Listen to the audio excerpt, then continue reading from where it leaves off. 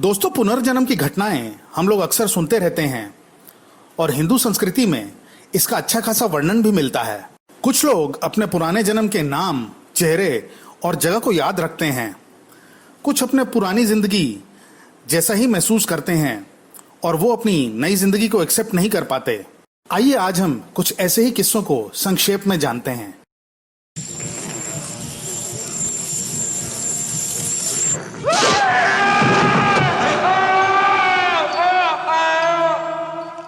दो 2015 में retired fire fighter Jeffrey कीन ने कहा कि उनके पास इस चीज के काफी सबूत हैं कि वो अपने पिछले जन्म में सिविल वॉर के जनरल जॉन पी गॉर्डन थे।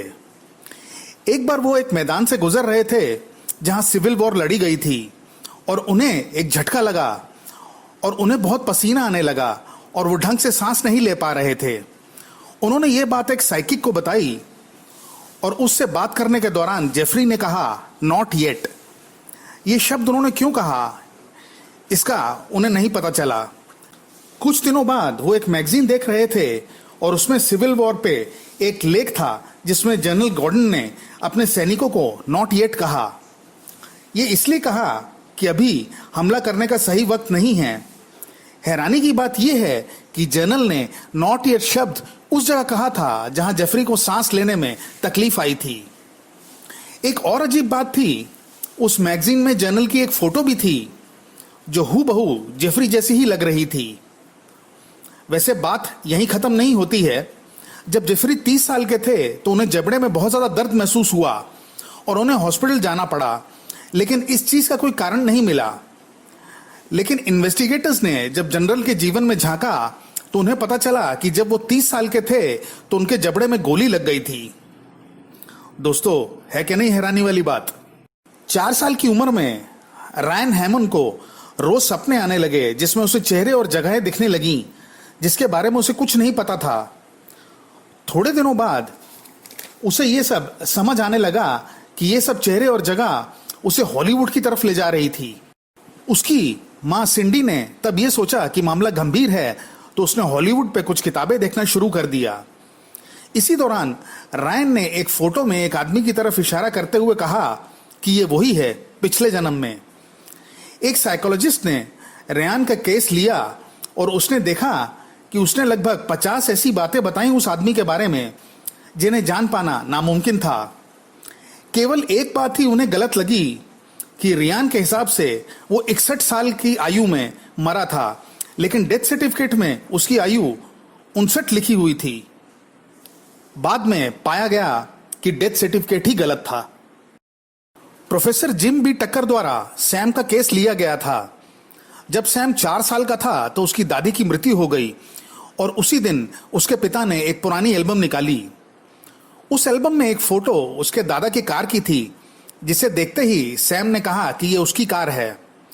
और जब उसे अपने दादा की बचपन की फोटो जो उनके कुछ दोस्तों के साथ थी दिखाई गई तो उसने अपने दादा को तुरंत पहचान लिया और कहा कि ये वही है। यहां ध्यान देने वाली बात यह है कि इसके पहले सैम ने ना तो ये एल्बम और ना ही अपने दादा की कभी फोटो देखी थी। एक बार सैम ने अपनी मां से कहा कि उसके पिछले जन्म में जब वो अपने दादा था तो उसकी बहन को किसी ने मछली बना दिया था। उसकी मां ने पूछा कि ये किसने किया तो उसने कहा, बुरे लोगों ने। एक्चुअली उसके दादा की बहन का मर्डर हो गया था और उसके बाद उसकी लाश पानी में फेंक दी गई थी। पॉल रूमन जब 2 साल के थे तब वो अपने आप को पैम कहने लगे। ये पैम रॉबिन्सन एक अश्वेत महिला थी जो कि 1993 में पैक्सटन होटल में आगजनी के दौरान मारी गई थी। उसने कहा कि वो मर के भगवान के पास चली गई और फिर भगवान ने उसे नीचे धक्का दे दिया और वो पैदा हुआ। पॉल की मां ने तफ्तीश की तो उसे पता चला कि पैम रॉबिन्सन नाम की एक अश्वेत महिला होटल में आगजनी के दौरान मारी गई थी। एक बार एक महिला जिसकी 2 दिन बाद डिलीवरी थी, उसे सपना आया कि एक आदमी जिसका चेहरा खून से लथपथ था उसके कमरे में घुसा चला आ रहा था। उस महिला ने उसे रोका और कहा कि वो अंदर ना आए। इस पे उस आदमी ने कहा कि उसे गोली लगी है और उसका मर्डर हुआ है और उसने अपना नाम भी उस महिला को बताया। उस महिला ने जब वो उठी तो यह बात अपने पति को बताई और उसके पति ने कहा कि वो इस नाम के आदमी को जानता था और उसकी कुछ दिन पहले ही मृत्यु हुई है।